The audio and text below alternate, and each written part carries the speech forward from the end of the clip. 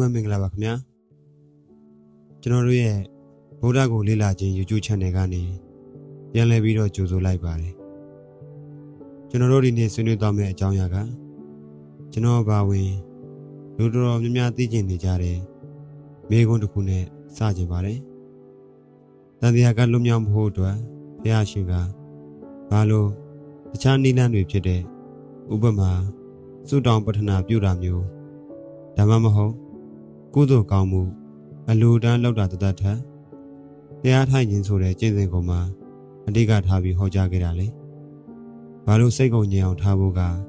ဒီလောက်အရေးကြီးနေတာလဲ။ကျွန်တော်တို့ဗုဒ္ဓခေတ်ကအိန္ဒိယရဲ့အခြေအနေကိုပြန်ကြည့်ရင်ထူးခြားတဲ့အယူဆနှစ်ခုရှိခဲ့ပါတယ်။တစ်ဖက်ကကာမတုခံလိကာနုယောဂလို့ခေါ်တဲ့အာယုံ၅ပါးကာမဂုဏ်တွေထဲမှာပျော်မွေ့ပြီးဒုက္ခရှာတဲ့လမ်းစဉ်ဖြစ်ပါတယ်။ကာမတုခံလိကာနုယောဂဆိုတာကတော့ကာမဂုဏ်ခံစားမှုတွေနောက်မှာပဲအပျော်ရှာတာကိုဆိုလိုပါတယ်။သဘောတရားကတော့လိုချင်တာရရင်စားချင်တာရရင်အာယုံ၅ပါးဖြစ်တဲ့အစင်းအတန်အနံ့အရသာအထီးအတွေ့ကိုအလိုလိုက်နေရင်ချမ်းသာမယ်လို့ယူဆတဲ့လမ်းစဉ်ဖြစ်ပါတယ်။ဒီလမ်းစဉ်ကသူ့စိတ်ကိုအလိုလိုက်လို့တဲ့အတွက်စိတ်ကိုပိုးပြီးလောဘကြီးလာစေတယ်။အာယုံတော့လိုက်ရင်လည်းဘဝကိုအဆုံးသွားစေတတ်ပါတယ်။ဘုရားရှင်ကဒါကိုယုံညံ့တဲ့လမ်းစဉ်ဟိနောကံမောလို့ဟောကြားခဲ့ပါတယ်။နောက်တစ်ခုကတော့အတ္တကိလမထာနုယောဂဖြစ်ပါတယ်။ဒါကတော့တစ်ဖက်ဆွံ့ရောက်လုံးပြီးကိုယ်ငြင်းစေတဲ့လမ်းစဉ်ပါ။သဘောတရားကတော့စိတ်ထက်ကကိလေသာတွေကုန်သွားအောင်ခန္ဓာကိုယ်ကိုပင်မဆင်းရဲအောင်လုပ်ရမယ်လို့ယူဆတာဖြစ်ပါတယ်။ဥပမာစုပေါ်မှာအိတ်တာမစားမတော့ပဲနေတာနေပူထဲမှာဒီတိုင်းရက်နေတာမျိုးတွေပါ။ဘုရားရှင်ကိုယ်တိုင်လည်း6နှစ်ကြာထိုကျင့်စဉ်နဲ့ထိုလမ်းကိုစမ်းသပ်ခဲ့ပူပါတယ်။ဒါပေမဲ့ခန္ဓာကိုယ်ပင်ပန်းရုံပဲရှိပြီးအသိဉာဏ်ပညာမပွင့်လာဘူးဆိုတာသိခဲ့ရပါတယ်။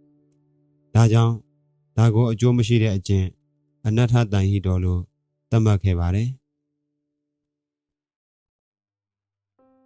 ဒါကြောင့်ဘုရားရှင်က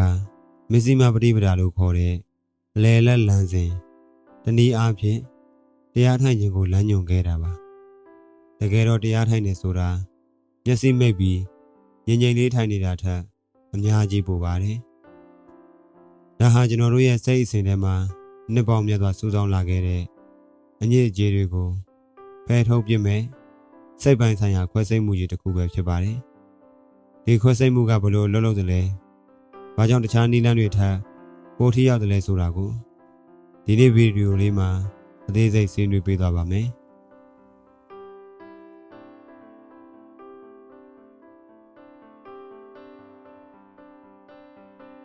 ចេတနာရေးအရင်းမြစ်အဝိဇ္ဇာနဲ့တဏှာကျွန်တော်တို့အစွန်းနှစ်ပါးကြောင့်ပြောပြီးပြီဆိုတော့အခုဒီစနစ်ကြီးတစ်ခုလုံးကိုလဲပတ်စေတဲ့စက်အင်ဂျင်ကဘာလဲဆိုတာကြည့်ရအောင်ပါဘာလို့ကျွန်တော်တို့တသံတရားလုံးဆင်းရဲခြင်းတွေပြန်လည်မွေးဖွားခြင်းတွေနဲ့လဲပတ်နေရတာလဲဗုဒ္ဓဗိဓမာယာအဓိကတရားခံတစ်ယောက်ရှိပါတယ်အဲ့ဒါကအဝိဇ္ဇာနဲ့တဏှာပါ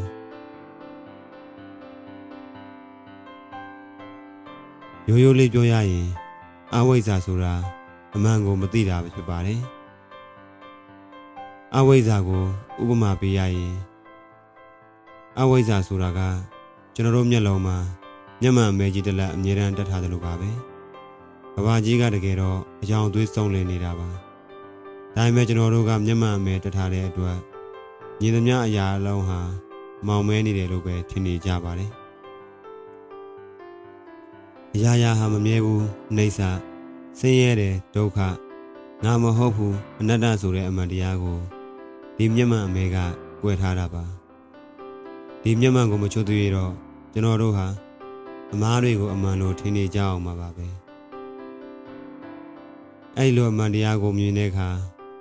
တဏှာဆိုတဲ့တွေ့တာမှုကနောက်ကကပ်ပါလာပါတယ်တဏှာကိုဆရာကြီးတွေကဘလို့ဥပမာပေးလဲဆိုရင်ရင်ငတ်နေသူတယောက်ကစားရည်ကိုတောင်းမိနေတယ်လို့မျိုးပါပဲတဲ့ ကျွန်တော်တို့ကချမ်းသာခြင်းလို့လိုချင်တတ်မှတ်မှုတွေနောက်ကိုလိုက်ကြတယ်ရလေလေပုံငက်လေလေပါပဲစားရည်တောင်းရင်ခဏတော့ရင်ငတ်ပြည့်တယ်လို့ရှိပေမဲ့တကယ်တမ်းမှပိုပြီးတော့တောင်ရင်ငတ်လာစေတယ်လို့မျိုးပေါ့ဒီလိုနဲ့ပဲကျွန်တော်တို့ဟာဘယ်တော့မှမပြီးဆုံးနိုင်တဲ့အာသာငတ်မှုတန်တရားထဲမှာလဲနေကြတာပါဒီနေရာမှာကျွန်တော်တို့သတိထားရမှာကဒီမျက်မှန်အမဲကိုချွတ်ဖို့ဖြစ်ဖြစ်စားရည်တောက်တာကိုရပ်ဖို့ဖြစ်ဖြစ်ဘယ်သူကမှလာလုပ်ပေးလို့မရပါဘူးဘာလို့လဲဆိုတော့ဒီပြဿနာတွေကကျွန်တော်တို့ရဲ့စိတ်ထဲမှာပဲအမြင့်တွယ်နေတာဖြစ်လို့ပါဒါကြောင့်ပဲတရားထိုင်ခြင်းဆိုတဲ့စိတ်ပိုင်းဆိုင်ရာခွဲစိတ်မှုကအရေးကြီးလာတာပါတရားထိုင်နေဆိုတာသတိနဲ့ကိုယ်စိတ်ကိုပြန်ကြည့်ပြီးမျက်မှန်အမဲကိုချွတ်လိုက်တာပါစားရည်တောင်းနေတာကိုရပ်လိုက်တာပါပြင်ပမှာဘလောက်ပဲကောင်းမှုတွေလို့ကိုယ်စိတ်တွေကအညစ်အကြေးတွေကိုလက်ရိုက်မစေးကြောနိုင်ရင်တန်တရားကိုလွတ်ဖို့ခက်နေအောင်မှာဖြစ်တဲ့အတွက်တရားထိုင်ခြင်းကသာတခုတည်းသောတိုက်ရိုက်ကြတဲ့အဖြစ်ဖြစ်နေရတာပါခင်ဗျာအခုတော့ကျွန်တော်တို့ခွက်စိတ်ခန်းတွေကိုတကယ်ဝင်ကြည့်ရအောင်ပါတရားထိုင်ခြင်းဆိုတဲ့ယန္တရားကဘလို့လွတ်လို့တလဲဖះရှင်ကဒီခွက်စိတ်မှုကိုအဓိကအစင်းအစင်းနဲ့လှုပ်ဆောင်ဖို့လမ်းညွှန်ခဲ့ပါတယ်အဲ့ဒါကတော့တမာရီနဲ့ဝိပဿနာပါပထမဆုံးကတမာရီပါဒါဟာပြန့်လွင့်နေတဲ့စိတ်ကိုတဏှာထဲမှာစုစည်းလိုက်တာပါကျွန်တော်တို့ရဲ့စိတ်ဟာပုံမှန်အားဖြင့်တော့ညတကောင်လိုပဲတကိုင်းကနေတကိုင်းကိုခုန်ကူးနေတာပါအတိတ်ကိုပြန်သွားလိုက်အနာဂတ်ကိုစိုးရိမ်လိုက်နဲ့တည်ငြိမ်မှုမရှိပါဘူးစိတ်ကမငြိမ်တဲ့အခါအမှန်တရားကိုမမြင်နိုင်ပါဘူးဒီနေရာမှာမိအိမ်ဥမာလေးကရမ်းရှင်းပါတယ်တရားမောင်နေတဲ့အခန်းတစ်ခုထဲမှာပစ္စည်းတစ်ခုကိုရှာနေတယ်ဆိုပါစို့တင်းလက်ထဲမှာမိအိမ်တစ်လုံးရှိတယ်ဒါပေမဲ့လေပြင်းနဲ့တိုက်နေလို့မိတောက်ကတုံခါနေရင်အလင်းရောင်ကပြတ်သားမှာမဟုတ်ပါဘူးအရာရာကိုဝေဝါးနေအောင်ပဲမြင်ရပါလိမ့်မယ်တမာရီဆိုတာလေကမှအုပ်ထားတဲ့မိအိမ်လိုပါပဲလေတိုက်လည်းမတုံတော့ဘူးအဲ့လိုငြိမ်သက်သွားတဲ့အလင်းရောင်ရမှသာအခန်းထဲကအရာရာကိုအရှိတိုင်းမြင်နိုင်တယ်လို့ပဲစိတ်တည်ငြိမ်မှသာဘဝရဲ့အမှန်တရားကိုစမြင်နိုင်တာဖြစ်ပါတယ်တမာရီနဲ့စိတ်ကိုငြိမ်အောင်လုပ်ပြီးပြီဆိုရင်နောက်တစ်ဆင့်ကဝိပဿနာပါဒါကတော့အမှန်တကယ်ခွဲစိတ်မှုစတဲ့အဆင့်ပါဝိပဿနာဆိုတာအထူးသဖြင့်မြင်ခြင်းလို့အဓိပ္ပာယ်ရပါတယ်ဒီငြိမ်သွားတဲ့စိတ်လင်းရောင်နဲ့ကျွန်တော်တို့ရဲ့ခန္ဓာကိုယ်ရုပ်နဲ့စိတ်နာမ်ကိုစောင့်ကြည့်ရပါကျွန်တော်တို့အမြဲတမ်းငါလို့ခေါ်နေတဲ့အရာကိုအစိတ်စိတ်မမခွဲကြည့်လိုက်တဲ့အခါတကယ်တမ်းမှာငါဆိုတာမရှိပဲဖြစ်ပြနေတဲ့စွမ်းအင်လိုင်းလေးတွေတက်တက်ပဲဆိုတာကိုမြင်လာပါတာပဲတခုခုဖြစ်လိုက်ပြတ်သွားလိုက်ဒီအိဋ္ဌသဘောကိုကိုယ်တိုင်တွေ့လာတဲ့အခါမှာစောစောကပြောခဲ့တဲ့တဏှာဆိုတဲ့တွေ့တာမှုကအလိုလိုရော့ကျသွားပါတယ်မမြဲတဲ့အရာကိုငါလို့စုပ်ကင်ထားရတာပင်ပန်းပါလားဆိုတဲ့အသည့်ပွင့်လာတာပါဒီနေရာမှာကျွန်တော်တခုသုံးသပ်ချင်တာကတရားထိုင်ခြင်းဟာဘာသာရေးယုံကြည်မှုတသက်မဟုတ်ဘူးဆိုတာပါပဲဒါဟာသိပ္ပံနည်းကျစမ်းသပ်မှုတစ်ခုပါသိပ္ပံပညာရှင်တယောက်ကတက်ခွဲကန်ထဲမှာအနုကြီးမှန်ပြောင်းနဲ့စမ်းသပ်တယ်လို့ပဲတရားထိုင်သူဟာလည်းမိမိရဲ့တတိကိုအနုကြီးမှန်ပြောင်းလုပ်ပြီးမိမိရဲ့စိတ်ဆိုတဲ့တက်ခွဲကန်ထဲမှာကိုယ်တိုင်စမ်းသပ်တာပါသူများပြောတာကိုယုံရတာမဟုတ်ဘူးငါခန္ဓာကိုယ်မှာဘာတွေဖြစ်နေလဲငါစိတ်မှာဘာတွေဖြစ်နေလဲဆိုတာကိုအရှိတိုင်းလက်တွေ့ကြကြမြင်ရတဲ့လမ်းစဉ်ဖြစ်ပါတယ်ဒါကြောင့်ပဲတရားထိုင်ခြင်းဟာခင်မိတဲ့နိလန်ဖြစ်နေရတာပါဘုရားရှင်ဟာလွန်ခဲ့တဲ့နှစ်ပေါင်း2600ကတည်းကကျွန်တော်တို့ကိုစိတ်သက်ခွဲစိတ်ခံထဲဝင်ပြီးအမှန်တရားကိုရှာဖွေဖို့စိတ်ပိုင်းဆိုင်ရာခွဲစိတ်ကုသဖို့နည်းပညာတွေပေးခဲ့တာဖြစ်ပါတယ်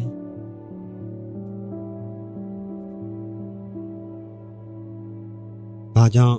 တရားထိုင်ခြင်းကတန်တရားကိုဖျက်တောက်စေနိုင်တာလဲအခုကျွန်တော်တို့ဗီဒီယိုရဲ့အရေးကြီးဆုံးအပိုင်းကိုရောက်လာပါပြီတခြားဟာတွေလည်းရှိတာပဲဘာလို့တရားထိုင်ခြင်းကမှတန်တရားကိုဖျက်တောက်နိုင်တာလဲဆိုတဲ့မေးခွန်းပါ ဒါကိုရှုတော့3ခုနဲ့ကြည့်အောင်ပထမဆုံးကတော့ခေတ်သစ်သိပ္ပံပညာရဲ့ neuroplasticity ရှုတော့မှာကျွန်တော်တို့တန်တရားလုံးမှာငါဥစ္စာလိုချင်တယ်မုန်းတယ်ဆိုတဲ့အတွေ့အခေါ်ပုံစံဟောင်းတွေဟာအုံနောက်ထဲမှာလမ်းကြောင်းကြီးတွေလိုခိုင်းမာနေပါပြီ။ဒါကိုအဘိဓမ္မာကအနုတ္တယကိလေသာကင်းအောင်နေတဲ့အညစ်အကြေးလို့ခေါ်ပါတယ်။သိပ္ပံနည်းအရပြောရရင်တော့ဒါဟာအုံနောက်ရဲ့ neural pathway အာရုံကြောဆက်သွယ်မှုလမ်းကြောင်းတွေပါ။တရားထိုင်တဲ့အခါမှာကျွန်တော်တို့ဟာဒီလမ်းကြောင်းဟောင်းတွေအတိုင်းမလိုက်ပဲတတိနဲ့ကြားဖြတ်လိုက်တာပါဒီလိုအချိန်ချင်းလေးချင်းမှများလာတဲ့အခါအုံနောက်ထဲကလမ်းကြောင်းဟောင်းတွေအပြေးပြေးမေးမိန်သွားပြီးအေးချမ်းတည်ငြိမ်တဲ့လမ်းကြောင်းသစ်တွေပေါ်လာပါတယ်ဒါဟာစိတ်ကိုယ်တင်မကပဲအုံနောက်ရဲ့တိဆောက်ပုံကိုပါပြောင်းလဲပြလိုက်တာဖြစ်လို့တန်တရားရဲ့အကျင့်ဟောင်းတွေကိုဖျက်တောက်ဖို့အခြေခံအကျဆုံးနီလန်းဖြစ်နေရတာပါကိုယ်တိုင်သိခြင်းဤစွမ်းအားဒုတိယအချက်ကတော့ကိုယ်တိုင်သိမှုပဲဖြစ်ပါတယ်ကျွန်တော်တို့စာတွေဖတ်တယ်ပေါ့စကတ်တွေနားထောင်တယ်ဒါတွေဟာသူတစ်ပါးရဲ့အတွေ့အကြုံတွေသာဖြစ်ပါတယ်သူများရေးထားတဲ့မီနူကိုဖတ်ရုံနဲ့ဘိုင်းမဝနဲ့တလို့ပါပဲစာဖတ်ပြီးသိတဲ့အသည့်ဟာအုံနောက်ရဲ့အပေါ်ယံအလွာမှာပဲရှိပါတယ်ဒါပေမဲ့တရားထိုင်တဲ့အခါမှာတော့ကျက်ဆက်တန်ကိုယ်တိုင်သိဖြစ်လာပါတယ်ရုပ်နဲ့နာမ်ရဲ့ဖြစ်ပျက်မှုကိုကိုယ်တိုင်မြင်လိုက်တဲ့အခါမှာအုံနောက်ကသိတာမဟုတ်တော့ပဲတကူလုံးကစဲတိုင်းကသိသွားတာပါအဲ့လိုကိုယ်တိုင်မြင်တဲ့အသည့်ကမှသာအမြင့်တွယ်နေတဲ့အစွဲလန်းတွေကိုအမှန်တကယ်ပြုတ်ထက်သွားစေနိုင်တာပါအကြောင်းကြောင့်အကျိုးဖြစ်ခြင်းနောက်ဆုံးချက်ကတော့အကြောင်းအကျိုးပါပဲတန်တရားဆိုတာအကြောင်းတရားတွေကြောင့်အကျိုးတရားတွေစက်တိုက်ဖြစ်နေတဲ့ဖြစ်စဉ်ကြီးတစ်ခုပါတရားထိုင်ခြင်းဟာဒီဖြစ်စဉ်ရဲ့အလယ်ဘိုးမှာဝင်ပြီးစောင့်ကြည့်တာမျိုးဖြစ်ပါတယ်လောဘဖြစ်လို့ဆင်းရဲတာပါလားတဏှာဖြစ်လို့တွေ့တာပါလားဆိုတဲ့အကြောင်းတရားကိုစိတ်ထဲကနေထင်တက်အပ်မြင်လာတဲ့အခါမှာအဲ့ဒီအကြောင်းတရားကိုရပ်တန့်ဖို့နီလန်းကိုလည်းမြင်လာပါတယ်အကြောင်းကိုရပ်လိုက်တာနဲ့အကျိုးဖြစ်တဲ့တန်တရားဟာလည်းအလိုလိုရပ်တန့်သွားမှာပါဒါကြောင့်မို့လို့တရားထိုင်ခြင်းဟာတန်တရားဆိုတဲ့စက်ဝင်ရန်တရားကြီးတဲ့ကိုတန်ကြောင်းနဲ့ထိုးထည့်ပြီးရပ်တန့်လိုက်တယ်လို့မျိုးအစွမ်းထက်လာတာဖြစ်ပါတယ်ခုဆိုရင်ကျွန်တော်တို့ဆွေးနွေးမှုရဲ့နောက်ဆုံးပိုင်းကိုရောက်ရှိလာပါပြီဒီနေရာမှာလူတော်တော်များများမေးလေးရှိတဲ့မေးခွန်းတစ်ခုရှိပါတယ်ဒါဟာလွန်ခဲ့တဲ့နှစ်ပေါင်း2600ကရှေးဟောင်းယူဆတသက်ပဲလားခေတ်သစ်ကဘာမှာဒါကဘယ်လောက်ထိလက်တွေ့ကြလဲဆိုတာပါတကယ်တော့တရားထိုင်ခြင်းဆိုတာရှေးဟောင်းဘာသာရေးထုံးတမ်းစံနာတစ်ခုထက်စိတ်ပိုင်းဆိုင်ရာနည်းပညာတစ်ခုလိုမြင်ရင်ပုံမှန်ပါလိမ့်မယ် iPhone တစ်လုံးရဲ့ software ကို update မြင်တယ်လို့မျိုးပဲကျွန်တော်တို့ရဲ့ရှေးဦးလူသားဆန်တဲ့ဗီဇစိတ်ကိုအဆင့်မြင့်တင်ပေးတဲ့နည်းလမ်းဖြစ်ပါတယ်ဒီနေ့ခေတ်မှာ mindfulness တတိနဲ့နေထိုင်ခြင်းဆိုတာအနောက်နိုင်ငံတွေရဲ့စိတ်ကြံမာရေးကုထုံးတွေမှာ gold standard ဖြစ်လို့နေပါပြီခေတ်သစ်စိတ်ပညာကတရားထိုင်ခြင်းကိုဘာသာရေးကနေခွဲထုတ်ပြီးစိတ်ဖိစီးမှုလျှော့ချရေးနဲ့စိတ်ဓာတ်ကြယောဂကုသရေးတွေမှာအောင်မြင်စွာအသုံးပြုနေကြပါတယ်။ဒါပေမဲ့ဗုဒ္ဓရဲ့မူရင်းနိလန်ကဒီထက်ပိုနေပါတယ်။ခေတ်သစ်စိတ်ပညာကစိတ်ကိုတတ်တာအောင်လုပ်ပေးတဲ့နေရာမှာအဓိကထားပေမဲ့ဗုဒ္ဓရဲ့တရားထိုင်ခြင်းကတော့စိတ်ကိုလွတ်မြောက်အောင်လုပ်ပေးဖို့ရည်ရွယ်ပါတယ်။တရားထိုင်ခြင်းကိုစနစ်တကျလေ့လာမှုပုံစံတစ်ခုအနေနဲ့ကြည့်မယ်ဆိုရင်အင်မတန်ထိရောက်တဲ့လက်တွေ့ကြကြစစ်ဆေးမှုဖြစ်ပါတယ်။၎င်းမှာစောင့်ကြည့်ခြင်းရှိပါတယ်။အကြောင်းအကျိုးကိုသိရှိခြင်းရှိပါတယ်။စိတ်ငြိမ်သက်မှုနဲ့ဉာဏ်ပွင့်မှုဆိုတဲ့ရလဒ်တွေလည်းရှိပါတယ်။ဒီနည်းလမ်းရဲ့အားသာချက်ကမိခိုးမှုကင်းခြင်းပါ။ပြင်ပကဘုရားသခင်ဒါမှမဟုတ်တစုံတစ်ယောက်ရဲ့ကယ်တင်မှုကိုစောင့်နေစရာမလိုပဲမိမိကိုယ်တိုင်လက်တွေ့ကျင့်သုံးရင်ကျင့်သုံးသလောက်ရလဒ်ကိုချက်ချင်းခံစားရတာပါချောင်းကုန်ပြီးဝေဖန်ရရင်တော့တရားထိုင်ခြင်းဟာတန်တရားကလွတ်မြောက်ဖို့အတွက်ပုံစံနည်းတစ်ခုလိုတည်ကြပါတယ် အကြောင်းတရားကိုရက်ရင်အကျိုးတရားရမယ်ဆိုတဲ့ဒီ logic ဟာဘယ်ခေတ်မှမဆိုမှန်ကန်နေမဲ့ universal truth တစ်ခုဖြစ်ပါတယ်။ဒါကြောင့်မို့လို့ကျွန်တော်တို့ဟာဒီနည်းလမ်းကိုရှေ့ဟောင်းယူဆဆိုတဲ့ပိတ်ကားကြီးရဲ့နောက်ွယ်မှာထားမထားပဲမိမိတို့ရဲ့နေ့စဉ်ဘဝတစ်ခုခင်မိတဲ့စိတ်ပိုင်းဆိုင်ရာလေ့ကျင့်မှုတစ်ခုအနေနဲ့ခေါ်ဆောင်လာဖို့လိုအပ်နေပြီဖြစ်ကြောင်းပြောလိုပါတယ်။